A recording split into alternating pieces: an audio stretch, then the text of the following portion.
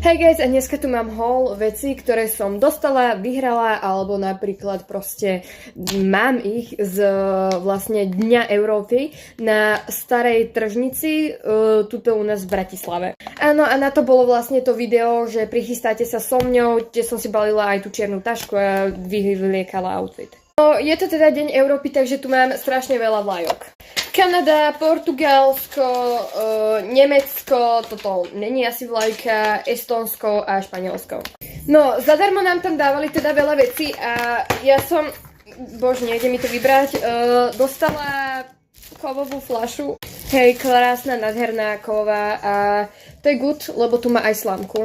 Dostávali sme tam aj na pitie takýto Apfelsaft, takže jablkový džus. Veľa keksíkov, čokoládiek, cukríkov a na skoro každom stanovišti s nejakou krajinou z Európskej únie sme dostávali pera alebo hociaký suvenír, hej. Presuňme sa na túto veľkú tašku, kde sú proste všetky možné suveníry a aj táto taška je suvenír.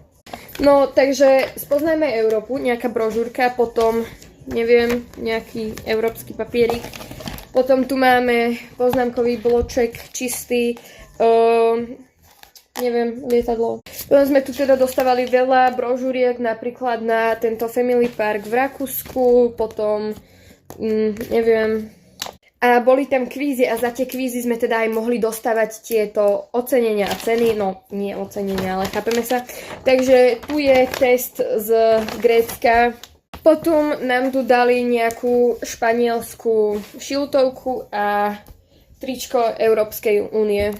No potom tu mám ceruzky, proste to sa vždycky hodí, potom Maďarsko, neviem, Maďarsku, neviem. A potom nejaká prázdna brožúrka, alebo neviem, asi tam niečo malo byť, ale neviem, nevadí. Ja som si zobrala takýto Swiss Passport. Není tam vôbec pás, je tam len proste nejaká brožúrka o Švajčiarsku, I guess.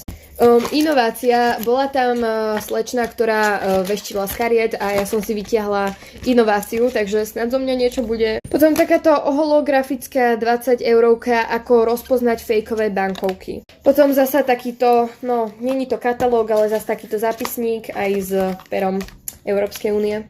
A potom teda 3 pera. Potom ešte, aby som nezabudla, dali nám takéto okuliare zasa Európska únia. Vyzerám s nimi strašne zaujímavo, do Chorvátska to bude určite paráda. A ešte nám dali dezinfekciu na ruky, ktorá sa takto otvára a takto sa nastrieka. Strašne výborný vynález. Hej, milujem. Takže toto bol haul z Dňa Európy v Bratislave starej tržnici. Bye, som za všetko vďačná.